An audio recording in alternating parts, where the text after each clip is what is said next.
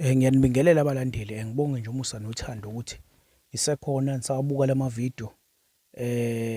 Iyabonakala nenkundla iyakhula impela kancane kancane. Ngixolise nje ukuthi ngumuntu kwabuye angakhipha amavidiyo la ngenxa yokuthi nami sekunokubambeka njengoba nje sengiqale iklasi leli engilifundisayo kubantu ku-WhatsApp, sekunokubambabambeka ukuba khona. Ngigcine ngingakwazanga ukuthi nginikhiphele amavidiyo, kodwa-ke ngenza isiqiniseko sokuthi ngizowakhipha lamavidiyo ngoba ukuthi umuntu angene kuleya mfundiso ku-WhatsApp, nakhona kuba khona umnikelo, khona-ke abangabi namandla lowo mnikelo, kodwa abalinde ukuthi iy'nduku ngize ngiyikhiphe la. Angikho kakhulu-ke lapho, kodwa-ke la khona induku enginiphathele yona. Le nduku le inamandla kakhulu. Ngifuna ukuthi niyenze ngoba baningi abantu abanale nkinga le yezizwe. Njengamanje ngifuna ukuthi uyikhiphe izizwe kumuntu ophethwe izizwe.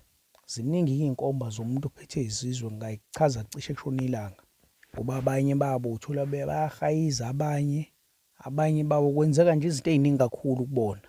Ngeke ngayichaza kakhulu ngoba angiqondile kulula le vidiyo le ibe yinde. Wena uyazi ukuthi ungibuza kuphi uma ngabe kukhona osuke ufuna ukukubuza okumayelana nevidiyo le engiyikhiphe la. Okunye-ke ngicacisa ukuthi WhatsApp angithaki nangephutha, ngaphandle nje kwesikole lesi engisifundisayo, khona-ke ngisuke vele ngizothaka ngoba vele ngiyafundisa. Kodwa nje ukuthi uma uzoqhamuka nje uthi mkhulu kunale nkinga ewukuthi imuphi umuthi engawusebenzisa, kuzokwenzeka ngikuphendule ku-chat angithaki, noma mhlampe ngigcine nje ngingakuphendulanga kwakhona kulowo message, angithaki nje ku-WhatsApp impela. Ake senzeni kanjena, ake sikhiphe izizwe kumuntu. Wena hamba uthole ikhanda lenhlwathi, ungitholele ufudu, ungitholele ikhakhayi lemfene. Uma ngithi ufudu ngifuna inyama yalo, bese ungitholela ukhakhayi lemfene, bese ungitholela ifembo. Khona ifembo nje linuka amakha amnandi ngathi lihlazana nje uma ulibheka. Bese ungitholela isidikili, ungitholele ikhathazo, ungitholele usilebe, ungitholele umayisaka obovu, ungitholele ubuvimbo, ungitholele ingcotha. Ngifuna wenze kanjena-ke, igaye yonke lento esengiyibalile la ngasenhle. Unigayi ibe fine sangathi uflower, ngoba uzombhemisa wona lo muntu lo okuyena nenkinga yalezizwe. Ufuna ukuthi umbhemise yona, ayibheme impela thimule. Bese wenza kanjena-ke futhi u-step 2 lo, ngitholele ingcotha, ungitholele udakwa, ungitholele ujojo. Phuza-ke la, uzopheka la uphuze, okanye uzopheka la umphuzise lona lenkinga, bese uyachatha futhi. Ziyohamba-ke izizwe yibuyele kumniniso la yibuya khona. Inkosi ngithi ayiphinde nibusise inipha amandla. 2025 unyaka wakho ngamunye ngamunye. Wena olalele le video, inyanya zakho noma ngakuthiwa sebeyivala kanjani, zizokwazi ukuthi zifohle zibuye zize kuwena zizokupha inhlanhla.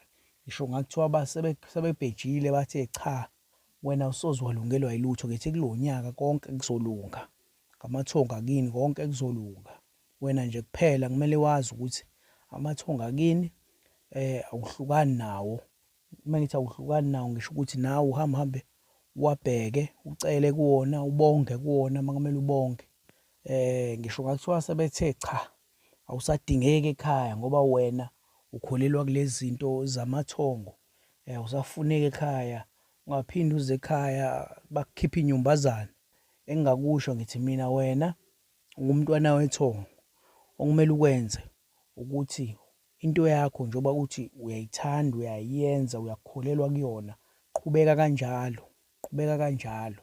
Mebethi ngeke uze uyishisa impepho la, hamba uyolwandle, ufike ucele khona emadlozini, ucele emadlozini akini, wamemeze wonke, wacela ukuthi ucela ukuthi akukhombise indlela manje ukuthi wenze njani, ngoba ekhaya bafuna ukuthi ushise impepho noma bafuna uqhubeke nohambo lakho lolu lamathongo.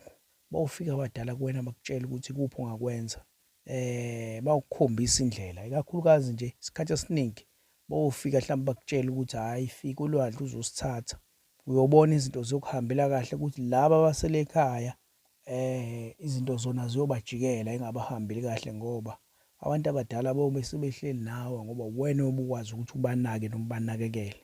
Iloko nje bengithi angikusho, okunye angithi angikudlulise. Kodwa-ke uNkulunkulu ngithi akanibusise asiphe amandla, amen.